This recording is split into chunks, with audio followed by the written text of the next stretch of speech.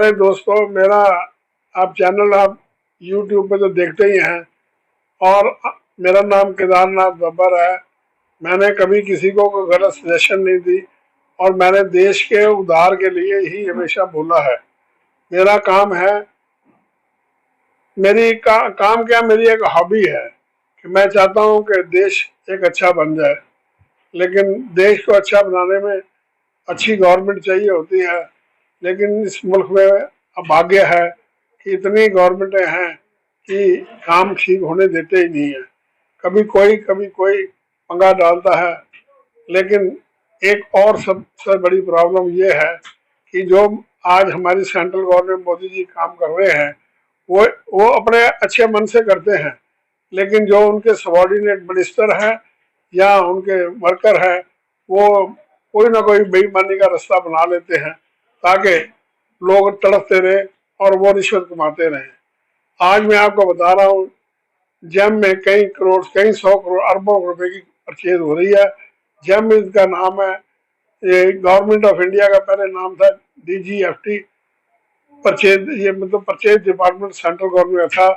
अब इसका नाम जेम कर दिया है, जो सेंट्रल गवर्नमेंट के ऊपर नहीं, सबके ऊपर लागू कर दिया मोदी जी ने कि आप यहाँ से परचेज करो, आपको अच्छा माल मिलेगा, सस्ता माल मिलेगा। ये सब झूठ हो गया है। और मैंने इतना कुछ लिखा है, इतनी गालियां लिखी है, मैं थक गया हूँ। आज मैंने सोचा मैं इसी टॉपिक के ऊपर आपको सारे हिंदुस्तान को बताऊं क्या हो रहा है। हो रहा ये है कि एक डीप फ्रीजर जो 300 लीटर का 20,000 का है, वो 85,000 में ले लेते हैं। आप बोलोगे कैसे लेते हैं? ये देखिए, आप फोटो नीचे लिखिए। इसमें आप देखिए कि आपको टेंडर भरने से पहले एक ये बड़ा पेज है नीले रंग का, ये स्टार्ट में ही सारे टेंडर भरने वालों को कहते हैं जाओ जाओ मरो, आप टेंडर नहीं भर सकते।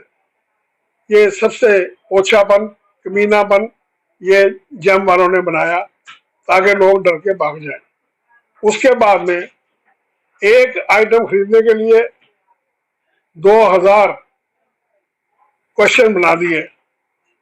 आस्था आस्था आस्था, आदमी टेंडर भर नहीं सकता। ये कैसे होगा? एक छोटे दुकानदार के पास कहाँ मुमकिन है? मेरे जैसे आदमी के पास सब कुछ होने के बाद मैं भी टेंडरों में फेल हो गया, यही तरह कुछ भर के। आज बड़ी कोशिश, बड़ी गालियां देने के बाद कल मेरे को एक टेंडर भरने का मौका मिला। वो भी इन्होंने, मैंने फोन करा तो उन्होंने कुछ पॉइंट हटा दिए। आप देखिए, आप लोग सारे व्यापारी हो, सारे दुकान घर वाले हो, सब जाके कोई चीज लेने जाते हैं, दरियागंज में जाते हैं, कहते हैं हमें डीप फ्रीजर 300 लीटर का चाहिए, या मुझे -86 की मशीन चाहिए, या मुझे एयर कंडीशनर चाहिए 1.5 टन 2 टन का। वो ज्यादा से ज्यादा दुकानदार 2-3 मॉडल बताता है और उसकी प्राइस बता देता है। ये कहते हैं जी भाई साहब, ये बताइए ये कौन सी कंपनी का बना, कैसे बना, क्या इसके अंदर के सामान कहाँ से खरीदा, उनकी क्या टेक्नोलॉजी आपके पास है। फिर कहते हैं जी उनका सिस्टम कैसा है, और कितनी बातें लिखते हैं कि अच्छे अच्छे आदमी भाग जाएं। और उसको जो चीज चाहिए, आप इनका इंक्वायरी वाला टेंडर कोई भी देख लो, सब में किसी में स्ट्रेट फॉरवर्ड ये नहीं लिखा कि हमारे को फ्रिज चाहिए। फ्रिज के ऐसा को लगा जैसे कोई हवाई जहाज खरीदना है। और मिलिट्री के भी टेंडर ऐसे ही हैं। इसी तरह से सारे सारे सरकारी टेंडर इतने गंदे तरह से लिखते हैं ताकि जो सप्लायर है और जो बायर है, जिनका रिश्वत का कॉन्ट्रैक्ट है, वही दे सके। और तीसरा इसमें इन्वॉल्व होता है इन बिटवीन जेम। जेम के भी आदमी सारे रिश्वत देते हैं, ये मैं गारंटी करता हूँ। अगर ना लेते होते तो ऐसे नहीं होता। आप कोई चीज देख लीजिए, 100 रुपए की चीज 1000 रुपए तक जाती है। जो अननोन आइटमें हैं उसका तो रेट पता लगता ही नहीं है, कितनी थूक लगा रहे हैं। इसका ये मिस्टर पीयूष गोयल मंत्री है, वो बिल्कुल 000 मंत्री है मेरे हिसाब से, क्योंकि मैंने उसको बहुत कुछ लिखा है, इतनी बारी लिखा है। वो इतना मतलब एक बेशर्मी की तरह बात है कि वो जवाब तक नहीं देते। उनको क्या है, उनको शायद शेयर मिलता होगा अदरवाइज जवाब देना पड़ता है। सब मंत्री देते हैं अपने अपने कर्म का करे हुए, लेकिन ये बेकर्मे आदमी हैं। शायद इन्होंने पैसे साथ ले जाने हैं कमा के, लेकिन देश का भला तब होगा जब इसको जम की परचेज को सिंप्लीफिकेशन करेंगे मोदी जी। अगर आपकी उम्र भी थोड़ी है मेरी जैसी, आपको मैं एडवाइस करता हूँ, आप इसको सिंप्लीफाई करो, देश के दुकानदारों को की तरक्की कराओ, जिन्होंने देश को बनाया उनको डुबो मत। आप सारा हिंदुस्तान डूब रहा है इस कारण, क्योंकि एक आइटम का वो डिमांड आइटम लिखते हैं जिसका कोई मतलब नहीं है। जो सप्लायर है उसका सिंपल जीएसटी होना चाहिए, उसका माल होना चाहिए, उसके पास सेल देने की होनी चाहिए ताकत और सर्विस देने की। इसके अलावा क्या देखना है? ये कोई अपना इंस्पेक्टर राज तो नहीं है जो जम वालों ने बना दिया। ये इंस्पेक्टर राज इसलिए बना कि रिश्वत कैसे मिले। ये रिश्वतखोरों को जेल भेजो, ईडी जो भेजते हो सारी गवर्नमेंट में, इनके ऊपर भी ईडी भेजो, आपको करोड़ों रुपया मिल जाएगा। और मैं मोदी जी ये बताता हूँ कि आप बहुत अच्छा काम कर रहे हैं, लेकिन दो जगह से आप चूक गए। एक तो जंग से आप चूक रहे हो, एक स्लम से चूक रहे हो। और स्लम हमारा इतना खराब है जिसका कोई अंदाजा ही नहीं है। ओखला फेज 1, 2, 3। अब मैं आता हूँ एलजी साहब से ऊपर।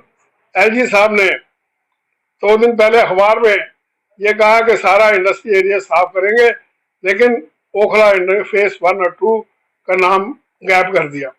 वो क्यों गैप करा है मैं भी समझता हूँ, और आप शायद नहीं समझते। ये सारा हमारा रमेश बदूड़ी का चक्कर है। वो यहाँ पर है तो वो उसको बोलने नहीं देता, क्योंकि रमेश बदूड़ी ने ही सारा सलम बचाया हुआ है। और आप लोग इसको इग्नोर मत करो। जितना सलम है कम से कम एक विजिट कराओ एलजी को, उसको नींद नहीं आएगी। यहाँ पर इतना गंदगी है फेज 1 और 2 में। ये कोई इंडस्ट्रियल एरिया नहीं है ना, इसको अब रेजिडेंशियल बनाने जा रहे हो और चारों तरफ झुगिए।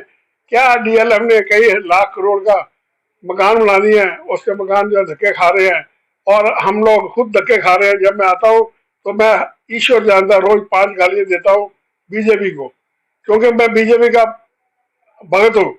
लेकिन मुझे गाली इसलिए देनी पड़ रही है क्योंकि बीजेपी ये मेरे इतनी लेटर लिखने के बाद ओखले के बारे में अभी तक कुछ करा नहीं है। ओखला 1 घंटे में सारा खाली हो सकता है, क्योंकि गोविंदपुरी में और तेखंडू की तरफ इतने फ्लैट तैयार पड़े हुए हैं। उन फ्लैटों को आप अपना इन थोड़े से चंद आदमियों को भेज दो। आपके डीडीए के कुत्ते जो साले कोई काम ही नहीं करते।